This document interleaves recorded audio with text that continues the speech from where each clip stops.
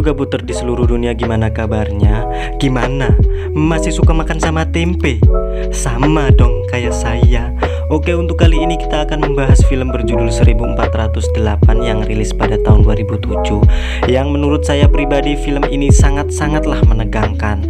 Oke, tidak usah terlalu banyak basa-basi, langsung saja siapkan udut, kopi, dan menjauh dari kebisingan agar sobat sekalian bisa mencerna alur ceritanya dengan baik. Let's go!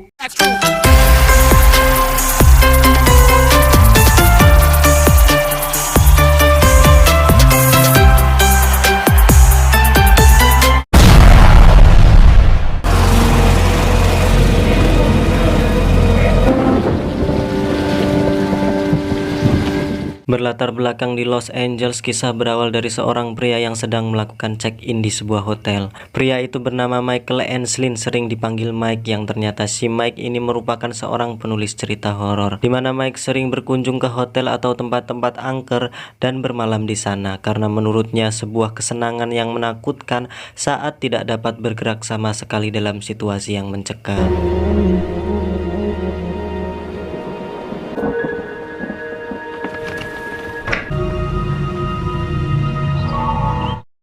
Tapi faktanya Mike tidak pernah sekalipun mengalami hal-hal supranatural yang menandakan bahwa semua buku yang ditulisnya itu hanya fiksi belaka. Suatu ketika Mike berlibur ke pantai untuk berselancar dan melepas penat di sela-sela kesibukannya sebagai seorang penulis.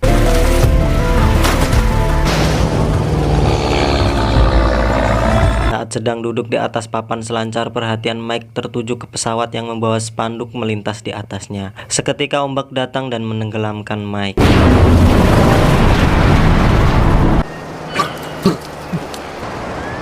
You okay, buddy?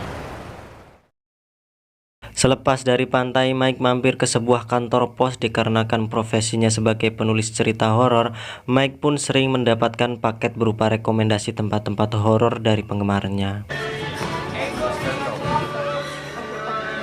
Dan ada salah satu paket yang mencuri perhatiannya, yaitu sebuah kartu pos berisi pesan, "Jangan masuk ke kamar 1408 Dolphin Hotel."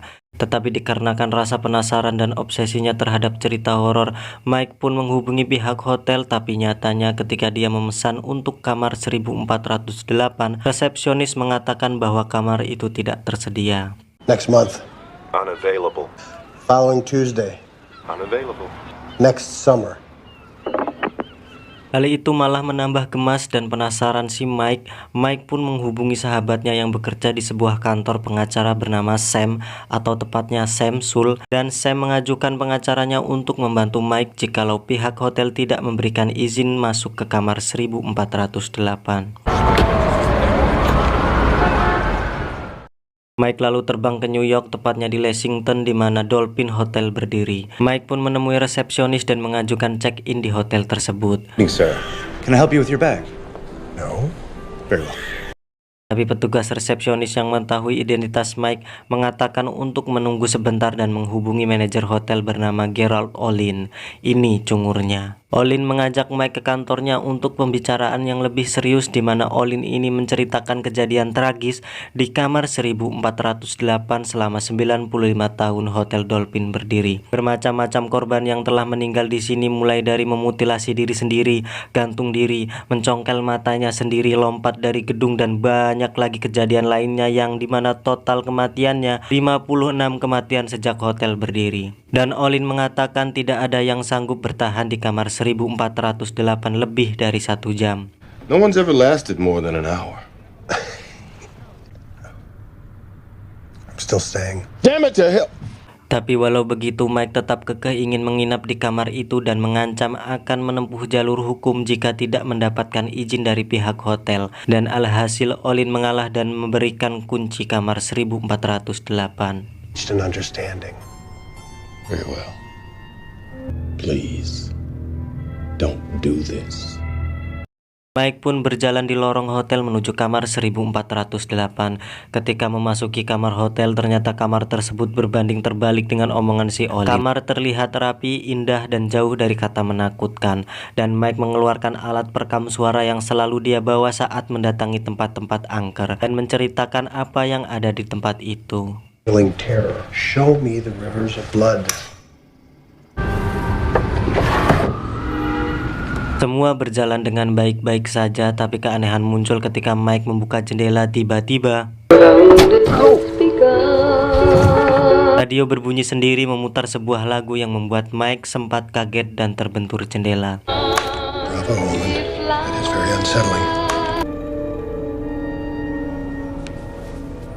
Udara di ruangan juga mulai panas yang ternyata pendingin udara di ruangan tersebut error dan Mike menelpon pihak hotel untuk membetulkan pendingin udara tersebut. Tapi sang teknisi tidak berani untuk memasuki kamar tersebut dan hanya memberitahu cara memperbaikinya.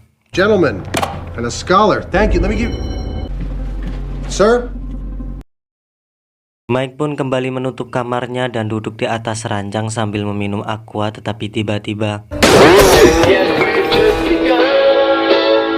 Mike dikagetkan lagi dengan radio brengsek yang memutar lagunya secara tiba-tiba yang cukup mengagetkan Mike dan saya juga. Mengkampretkan, bukan? Tapi ada keanehan yang dimana radio tersebut berubah tampilannya seperti perhitungan waktu mundur yang dimulai dari 1 jam. Dan disinilah adrenalin mulai dipacu ketika telinga Mike berdenging dan Mike mulai tak bisa mendengar. Penasaran, Mike mencoba membuka jendela tetapi dia tidak bisa mendengar apa-apa, bahkan sirene polisi. Dan tiba-tiba jendela tertutup sendiri menyebabkan tangan Mike tergencet jendela. Mike pun mencuci tangannya yang terluka tetapi air pada wastafel berubah menjadi panas yang membuat Mike jadi kicat-kicat.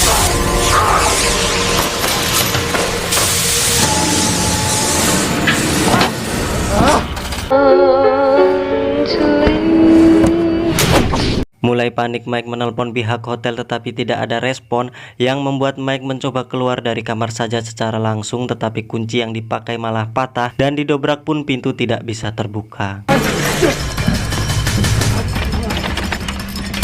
You win. All right. Okay.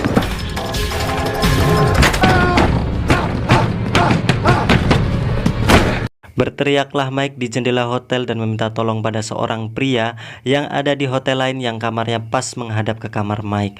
Tapi bagongnya setelah diperjelas ternyata itu dirinya sendiri.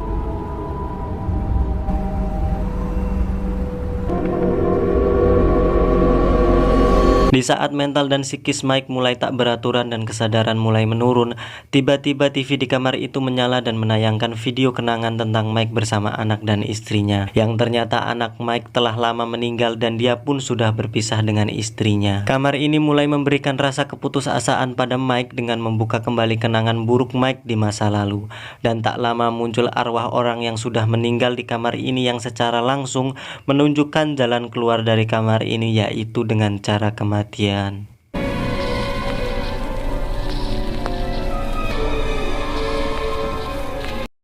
terpengaruh dengan itu, Mike melihat denah kamar hotel tersebut dan berencana untuk berpindah ke kamar lain dengan merambat di dinding luar hotel. Dan setelah merambat, kampretnya Mike tidak menemukan jendela lain sama sekali dan hotel berubah menjadi seperti penjara yang hanya ada kamar 1408 saja.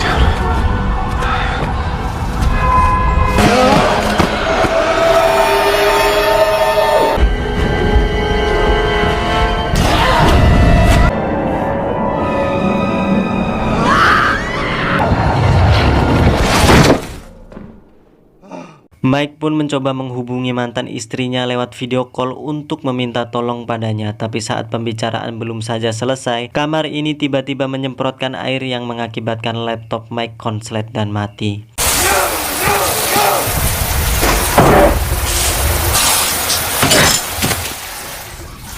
Terus mencoba untuk bisa keluar dari kamar terkutuk ini, Mike masuk ke dalam saluran udara yang ada di atap kamar. Tapi malah Mike harus dikejar oleh hantu pria tua yang ternyata itu adalah orang pertama yang meninggal di kamar ini, yang alhasil Mike kembali lagi ke kamar bagong ini.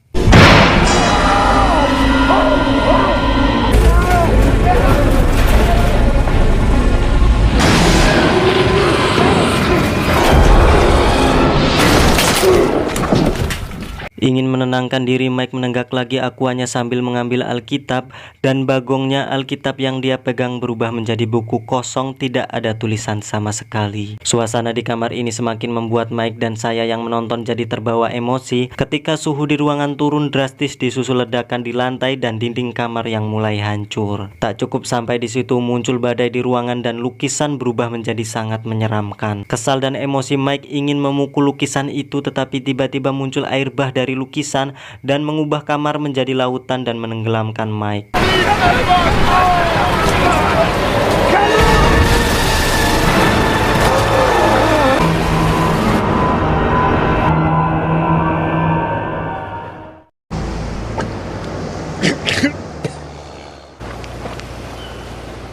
Are you okay, buddy? Ketika terbangun, ternyata Mike hanya pingsan karena tenggelam saat berselancar di pantai. Dan sekarang dia berada di sebuah rumah sakit bersama mantan istrinya, tapi bukan di New York, melainkan di Los Angeles. That hit on the head with your board. I can't believe you still surf. Where? In New York? New York? No, you're in LA. Untuk memastikannya, dia pun pergi ke pantai bersama mantan istrinya, yang ternyata semua memang benar, hanya mimpi. Itu dibuktikan dengan masih terparkirnya mobil Mike di pinggir pantai.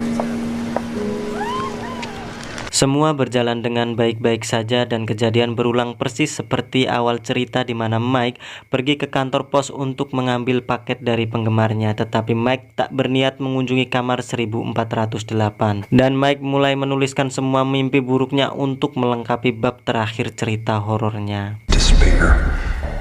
1408 was a horrible dream. Put it out to auction. Start a bidding war.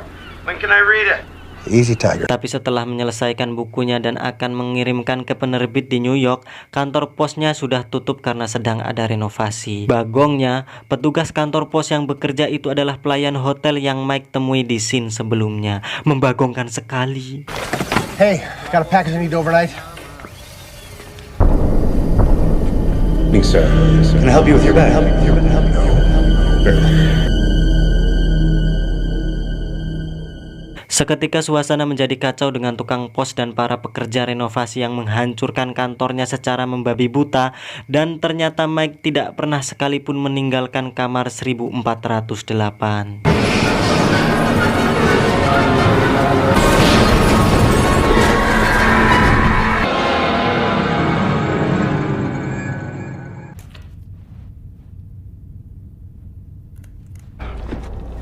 I was out! Putus asa, bingung, bercampur aduk dalam diri Mike, dan kamar ini lagi-lagi mempermainkan perasaan Mike dengan memunculkan anak kesayangannya yang harus mati di pelukannya untuk kedua kalinya.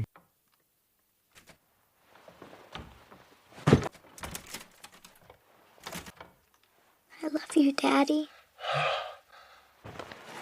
There we go. I got you. You love me, Dad. We can. I got you right here.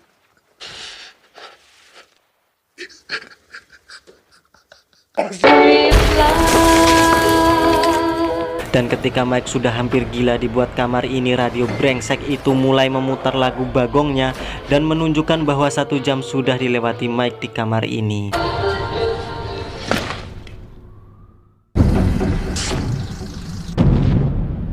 Tapi perasaan lega itu tak berlangsung lama ketika radio brengsek memulai lagi perhitungan mundur 1 jam lagi, yang ternyata itu tidak akan pernah ada habisnya. Dan tiba-tiba ada telepon berdering dari pihak hotel yang memberikan 2 pilihan, yaitu tetap tinggal di kamar 1408 atau keluar dari kamar tersebut. Yang ternyata pilihan kedua adalah jalan kematian.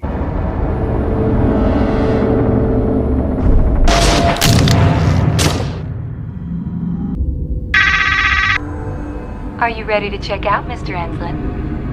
Mike memilih jalan kedua, tapi bukan dengan cara kamar ini, melainkan Mike memutuskan untuk membakarnya dan membawa kamar ini mati dengannya.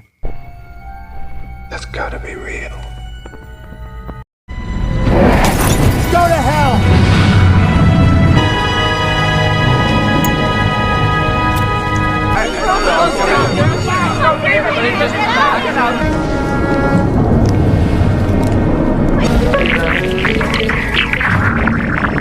Please, gotta help me, no help me. My husband's inside, my husband.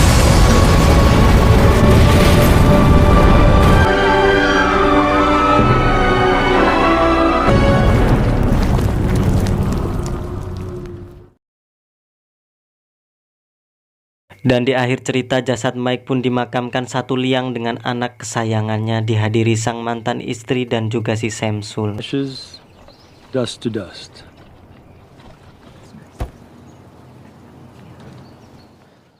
Datanglah Olin untuk memberikan barang Mike yang ditemukan di tempat kejadian, namun itu ditolak oleh Sam dan sang istri karena hanya akan menambah perasaan sedih. No, thank you. Well, they're of such a personal nature, ma'am, and I figured... Just give the lady some air.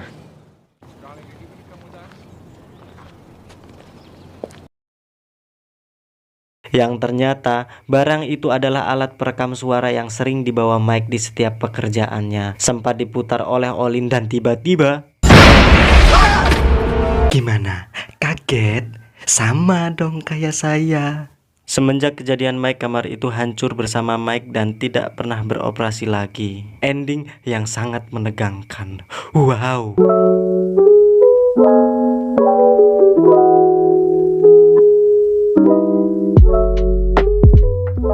Oke, tak terasa kita sudah berada di penghujung video ini. Terima kasih buat yang sudah nonton film ini sampai selesai. Dan jangan lupa jika video ini menghibur kalian, saya mohon untuk subrek channel ini. Karena apa dayalah saya jika tanpa support kalian. Oke, sampai jumpa di video selanjutnya. Hidup tempe, mati urip mangan tempe.